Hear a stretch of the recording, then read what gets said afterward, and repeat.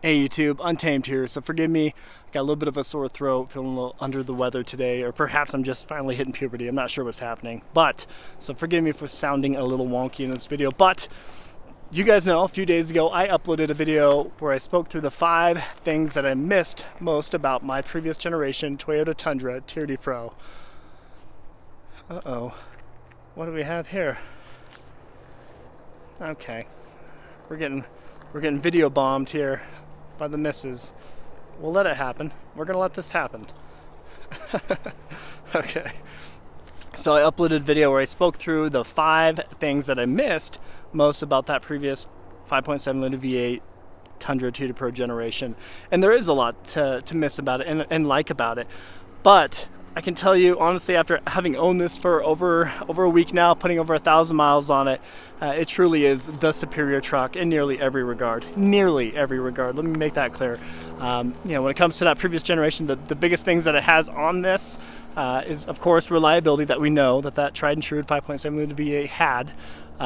That's the biggest component. The V8 growl, the authenticity of that was great, and really just the turn radius. I think those are the 3 biggest components. Otherwise, it was kind of a flimsy truck overall, right? I mean, if you think about it, remember the first time that you ever sat in a brand new Tundra, quote unquote, a brand new one, a 2021 and older generation, you were probably very underwhelmed.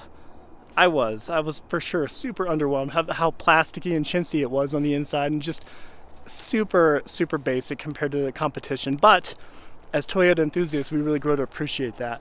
So making that transition from that generation to this one here is extremely difficult for that reason, right? Because we grow to appreciate Toyota for the simplicity, the reliability, right? Those are the big factors of getting a Toyota. And when we complicate that by introducing this IForce Max hybrid power plant here and a 10-speed automatic transmission and all the additional tech and creature comforts, it kind of goes against what we're used to hearing and seeing with Toyota, right? So it is a tough transition to make, but I encourage you, if you're on the fence, I encourage you to at least test drive one. Test drive one of these, see what you think. I think you'll be pleasantly surprised because there truly is a whole lot to love about it. So let's jump into it. I'll stop meowing here.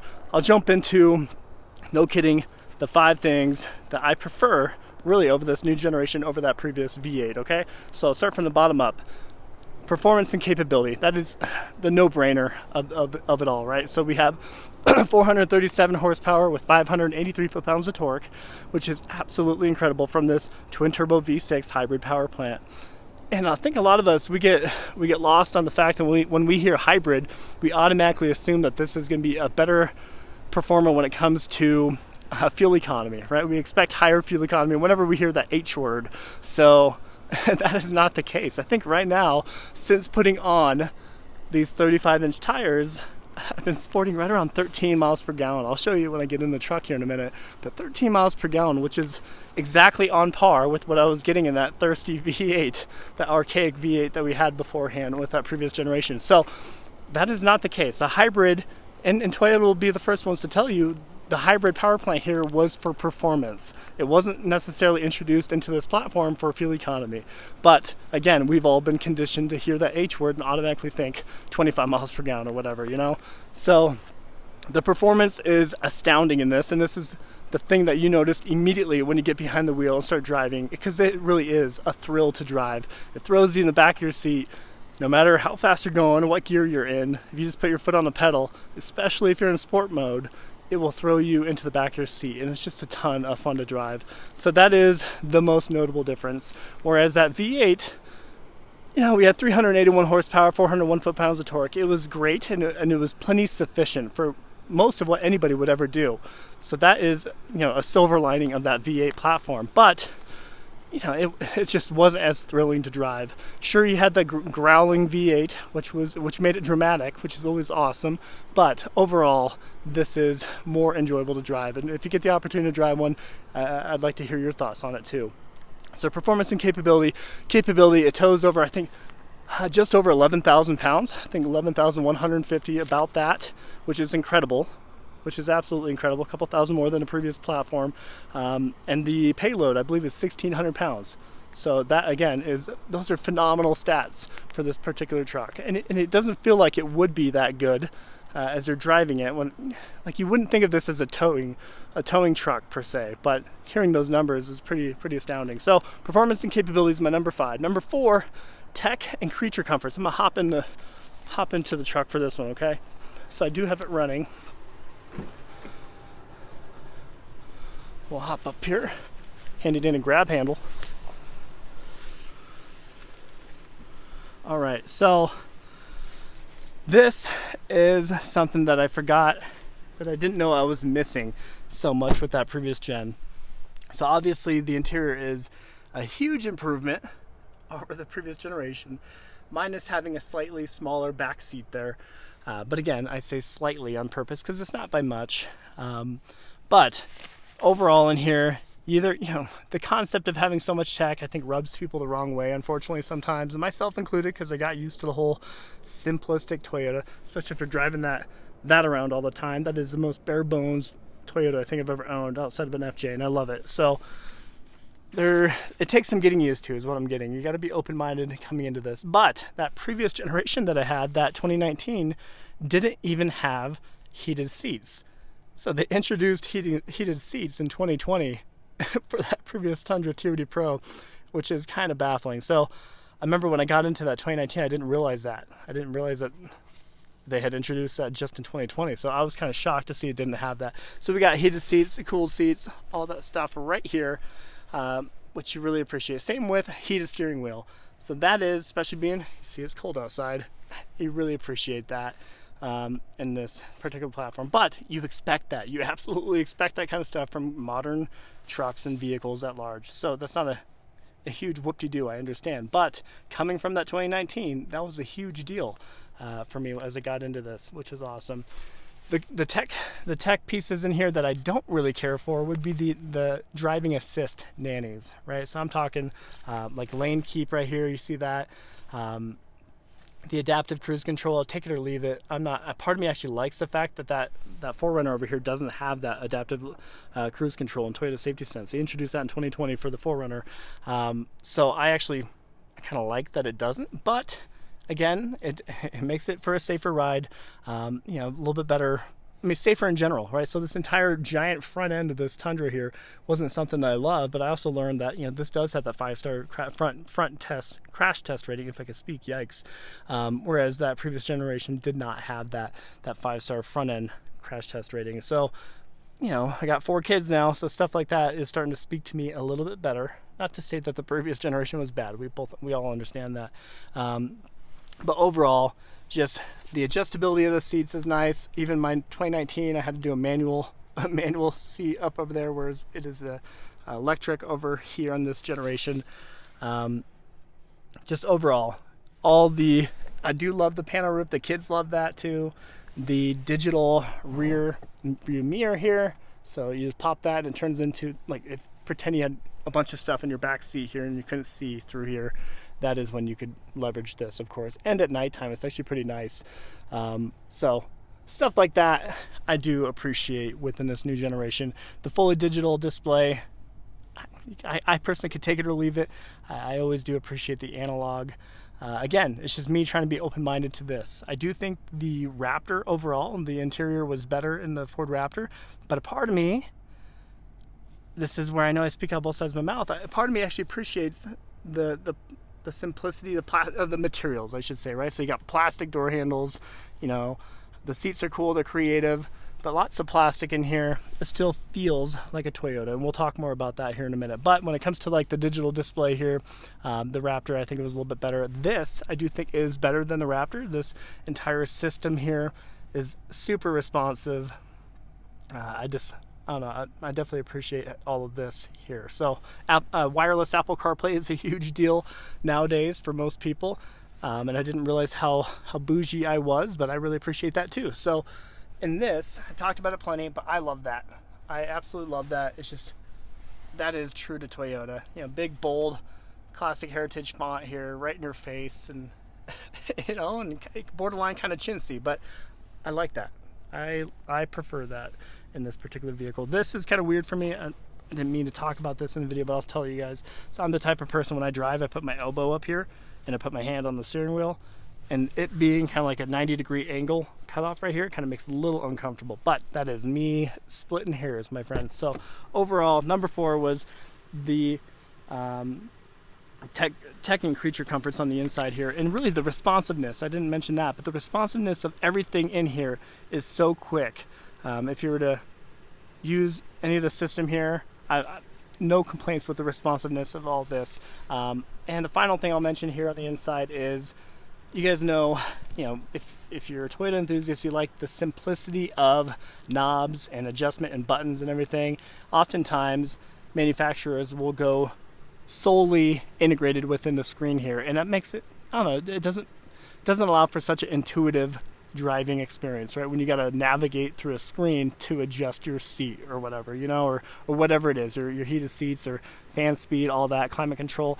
This is still, I think, a really good combination of simplicity with ease of use, very intuitive, with perfect amount of tech. So I think this really is a perfect combination. What do we have down here? We got your 360-degree view here, and for fun, I'll show you can adjust your color of your truck.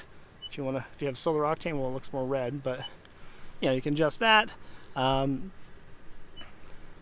you kind of see from the front and sides all around. So kind of cool. Heated cool seats, AC, sync, temperature adjustments here. So very simple. We're cooking in here. Very simplistic, and I like that. Very easy to use. If you're gonna turn up the volume, whatever, over here, crank it with that knob, and your USB port. So it's just, hopefully you guys see what I'm saying. There is a perfect combination of simplicity, but with that modern 21st century tech that we've come to expect, especially at this type of price point, right? I love this. I love the wireless charging tray here, and it's great. I mean, you really just store your phone there. I have a giant phone case on mine, and it charges just fine. So love that. It keeps it in place. This, I don't know. I mean, this whole thing is kind of cheap and chintzy, but I don't know. 2 additional cup holders there. You appreciate that about that dad life. And your driving selections here. A part of me didn't like this at first. I'm like, okay, what is this? You're moving into your 4 high, 4 low, but when you compare it to what it used to have, it just had a rotary knob up here, right, for 4-wheel drive. And I mean, that's equally uncool. So I mean, I think they're both on par in that regard. A multi-terrain selector, crawl, control, drive mode. I love the drive modes in this. Normally I'm not a fan of that kind of stuff. I like just get in and go, and you're going to get the full experience of the vehicle. But I tell you what, the sport mode in this is unreal. Sorry, I got you can kind of see it, and that didn't help at all. So sport mode changes the gauge up a little bit. I'll show you a little bit better. So you can see that little sport, well, you got a lot of dust on there, I'm sorry. Or normal or eco mode, which gives you a little platform of how it's changing the engine dynamics, overall driving dynamics. And eco, it gets a little bit of a different gauge display there. So big fan of that. Overall, the tech and creature comforts on the inside and the responsiveness of everything is a plus, I think. So let's hop out one more time and race through these final 3 bits here. So number 3 is, I love the fact that this truck is still pretty unassuming, and you guys may not agree with me on this, and maybe it's the color kind of helps a little bit too, but I love the fact that this is not screaming in your face, right? So whereas with a Raptor, you got the giant fender flares, it's almost too much, and I had my last Raptor was code orange, and that probably didn't help anything. It was just too loud overall. Whereas this, I mean, it still looks like a very normal truck, and that's something that I've always appreciated with the Tundras at large and Toyota at large. It was never in your face screaming. You're not trying to be something you're not. You're not that guy in the BMW or Mercedes-Benz.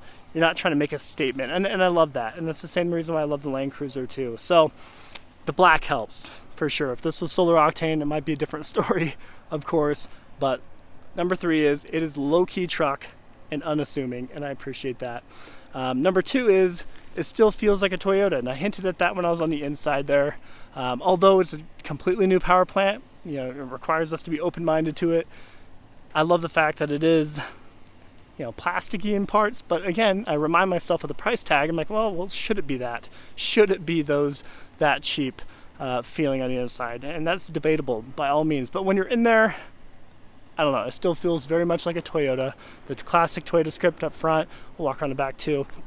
It's just I like that. So it still feels like a Toyota at large, and personally, I'm always very proud to drive a Toyota. That's just kind of how I've always been, and I really appreciate the feeling that I have while driving them. So very unassuming. And the final one is the high-tech power plant. So this is tough, because the more I learned about this IForce Max here is the more I appreciated it. Okay, so like I kind of hinted at the very beginning of this video, when we hear a hybrid, I don't know, a lot of us, myself included, we tend to roll our eyes at it. We quickly dismiss it. Oops, excuse me. We quickly dismiss it. But you know, Toyota put a ton of thought and research and development into building this particular platform. You know, the hybrid isn't here for fuel economy, it's here for performance, and you absolutely notice that when you start driving it. You know, the acceleration, that 583 torque is absolutely incredible. You know, for them to combine that twin turbo V6 engine up front with that super lightning fast shifting 10-speed, in my opinion, to the hybrid power plant, the battery here that's tucked underneath the seat and the rear seats here, like it took a lot to dial this in to make it that perfect power delivery, which it has, especially in sport mode. It is unreal. So granted, you know, could they've done without pumping in a fake exhaust noise on the inside? Yeah, probably. But overall, I'm very pleased with it, and I find it to be a very good thing overall. So the complexity, well, I said that weird, the complexity of the power plant here, I think, is a big success for Toyota.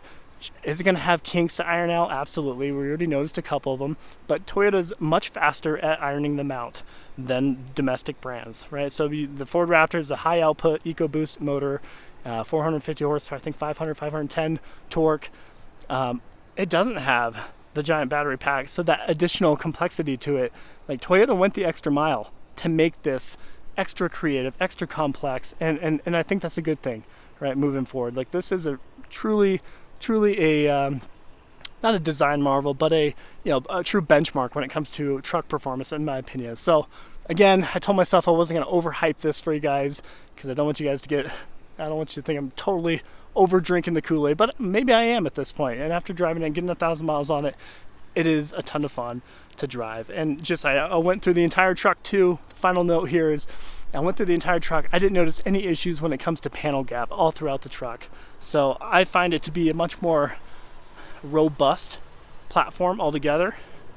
You can kind of see that flake I was talking about in the midnight black metallic here. So just overall, it just feels like a solid truck, and I absolutely love having these fender flares on here. So that is something that, if you look back, maybe a few of you being my OG followers, you might remember from way back in my old videos of my previous generation Tundra, my first one, my Army Green 2020, I actually contemplated getting fender flares like this. If you guys remember, I posted up in my community page saying, hey, do you guys recommend I get these fender flares? Because it came from a Raptor. And then getting into this, I was like, gosh, man, it's just flat right there. And like, what is preventing rocks from hitting the edges of the metal and then rusting out, like you see in a lot of like Silverados, right? So, but anyways, I peeled off of that and I soon appreciated that simplistic look. But having this now, especially with that cool digital camo design, I love it. So big fan of this overall. And speaking of that Raptor that I traded in for my first 2020 Tundra TRD Pro, it was my first Tundra I've ever owned. The first thing that I noticed on the way home, and you can probably see this from my old videos, I talked about it, like the body sway, the leaning into turns because of how heavy the truck is, especially with the giant 5.7 liter V8 up front, the heavy engine. It rolled in the corners, and it's just the body sway. And coming from the Raptor, which is like a high performing off-roading Baja truck, then getting into the Tundra, I remember being super underwhelmed by just the driving characteristics of that V8 Tundra, but I grew to appreciate it. I grew to appreciate it for what it was. Reliability was king out of all of it, with that V8 sound to boot. So I say that stuff on purpose because although I didn't love this at first, the more I drive it, the more I appreciate it for what it is. So it's just a reminder to us all, myself included, to be open-minded going into it. I think if you do get the opportunity to test drive one, I think you'll be very, very pleased with it and pleasantly surprised overall. So with that, ladies and gentlemen, we'll wrap up the video. Let me know what your thoughts are. Appreciate you watching as always. Till next time.